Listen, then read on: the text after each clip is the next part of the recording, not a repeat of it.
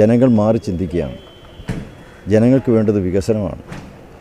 ഇവിടെ LDFും UDFും അവർ പ്രതിനിധാനം ചെയ്യുന്നത് അഴിമതി രാഷ്ട്രീയം, നിഷേധാത്മക രാഷ്ട്രീയം, ഈ തുടങ്ങിയിട്ടുള്ള നാടിന് വേണ്ടാത്ത, നാടിനൊരിക്കലും ഗതി പിടിക്കാത്ത, കാലഹരണപ്പെട്ടു പോയ രാഷ്ട്രീയമാണ്. ഇവിടെ ആദർശ രാഷ്ട്രീയമാണ് വേണ്ടത്, വികസനത്തിൻ്റെ രാഷ്ട്രീയമാണ്. LDFനും UDFനും ആദർശ രാഷ്ട്രീയം പറഞ്ഞ് വോട്ട് പിടിക്കാനാവില്ല. കാരണം ഒരു കൂട്ടർ സ്വർണ്ണ കവർച്ചയിലും കൊള്ളപ്പലിശയിലും ഊന്നി നിന്നുകൊണ്ട് രാഷ്ട്രീയ പ്രവർത്തനം നടത്തുന്നു LDF. UDF ആണെങ്കിൽ മുഖം നഷ്ടപ്പെട്ടവരാണ്.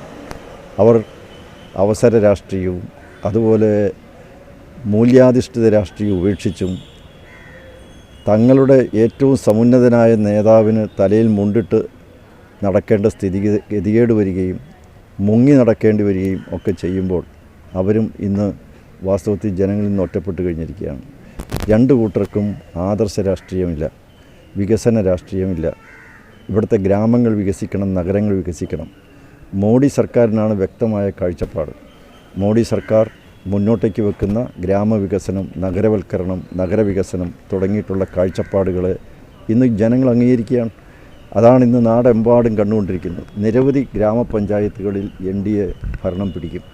ഈ പ്രാവശ്യം ഈ തെരഞ്ഞെടുപ്പ് കേരള രാഷ്ട്രീയത്തിലൊരു വഴിത്തിരിവാണ്. മാറ്റമുണ്ടാവുകയാണ്.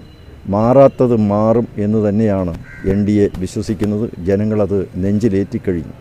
ആ ഒരു മുദ്രാവാക്യം, ആ ഒരു ആശയം ജനങ്ങൾ ഇന്ന് അംഗീകരിച്ചു കഴിഞ്ഞിരിക്കുന്നു എന്നാണ് ഈ കഴിഞ്ഞ കുറേ ദിവസങ്ങളോളമായിട്ടുള്ള ഈ തെരഞ്ഞെടുപ്പ് പ്രവർത്തനങ്ങളുടെ എല്ലാം അതിൻ്റെ ഗതി കണ്ടാൽ ആർക്കും ബോധ്യപ്പെടുക.